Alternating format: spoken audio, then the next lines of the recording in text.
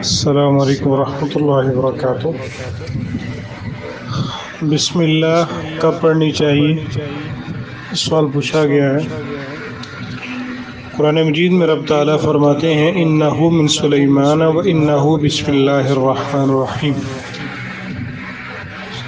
کہ یہ خط سلیمان علیہ السلام کی طرف سے ہے اور اللہ پاک کے اسم مبارک سے آغاز ہے جو نہایت مہربان اور رحم کرنے والا ہے۔ حضرت سلیمان علیہ السلام نے اپنے خط کا آغاز اللہ تعالیٰ کے بابرکت نام سے کیا۔ اسی طرح حضرت نوح علیہ السلام کی کشتی چلنے کا تذکرہ قرآن مجید میں بیان کیا گیا تو فرمایا کہ قال ارکبوا فیہا بسم اللہ مجریہا و مرساہا، اللہ نے فرمایا کہ اس میں سوار ہو جاؤ، اللہ کے نام سے اس کا چلنا بھی ہے اور اس کا رکنا بھی۔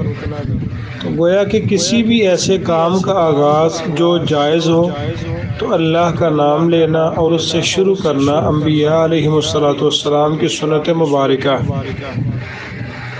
تو یوں اس کام میں برکت پیدا ہو جاتی ہے۔ جب نبی صلی اللہ علیہ وآلہ وسلم بھی کوئی کام کرتے تو اس کی ابتدا اللہ کے بابرکت نام سے فرماتے۔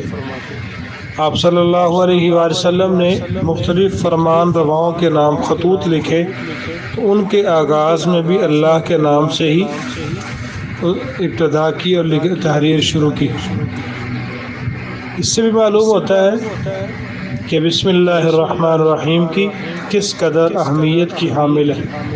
رسول پاک صلی اللہ علیہ وآلہ وسلم کا ارشاد بھی ہے کہ دروازہ بند کرتے ہوئے بسم اللہ پڑھو، چراغ گل کرتے ہوئے بسم اللہ پڑھو، برتن ڈھانپتے ہوئے بسم اللہ پڑھو، اور مشکیزے کا منہ بند کرتے ہوئے بسم اللہ پڑھو۔ الغرض کھانے پینے، ذبح کرنے، وضو کرنے، کشتی میں سوار ہونے، الغرض ہر صحیح کام کرنے سے پہلے بسم اللہ پڑھنا یہ مستحب ہے۔ قرآن مجید کی تلاوت کے وقت بسم اللہ الرحمن الرحیم پڑھ لیا جائے اور بقیہ جو کام شام ہیں ان کے اندر بسم اللہ، یعنی کھانے کا آغاز ہے تو بسم اللہ، وضو کے آغاز میں بسم اللہ، گیٹ بند کریں، تالا لگائیں بسم اللہ پڑھ کے، یا کوئی برتن وغیرہ ڈھانپیں تو بسم اللہ پڑھ کے رکھیں، تو صرف لفظ بسم اللہ پڑھ لی جائے۔ باقی چند ہی جگہیں ایسی ہیں جن کے بارے میں ہے کہ ان کو بسم اللہ الرحمن الرحیم پڑھا جائے، مثلا وہ کھانے کے آغاز میں ہے، اور ایسے ہی جو واش روم میں داخل ہونے کی دعا ہے اس کے آغاز میں بھی یہ کلمات ہیں بسم اللہ اللہم انی اعوذ بک من الخبث والخبائث۔ السلام علیکم ورحمۃ اللہ وبرکاتہ۔